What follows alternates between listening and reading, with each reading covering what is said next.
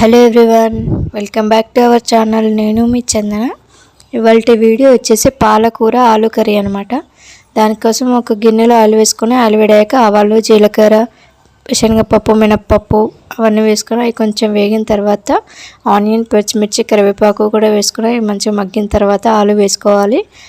ఆలు కొంచెం వేగిన తర్వాత అల్లం వెల్లుల్లి పేస్ట్, పసుపు వేసుకొని ఇంకాసేపు మగ్గించుకోవాలి. తర్వాత పాలకూర వేసుకొని పాలకూర మంచి దగ్గరికి వచ్చేదాకా మగ్గించుకున్నాక అందులో మనకు టేస్ట్కి సరిపడా ఉప్పు, కారం వేసేసుకొని మళ్ళీ కాసేపు మగ్గించుకోవాలి. ఫైనల్గా మనం కొత్తిమీర వేసేసుకుంటే మన పాలకూర ఆలు కర్రీ రెడీ.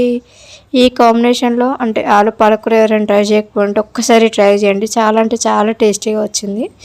దీనికి కాంబినేషన్లో పచ్చిపులుసు అనమాట. ఇది కూడా మన ఛానల్లో రెసిపీ ఉంది, అంటే మా సైడ్ ఎలా చేసుకుంటామని.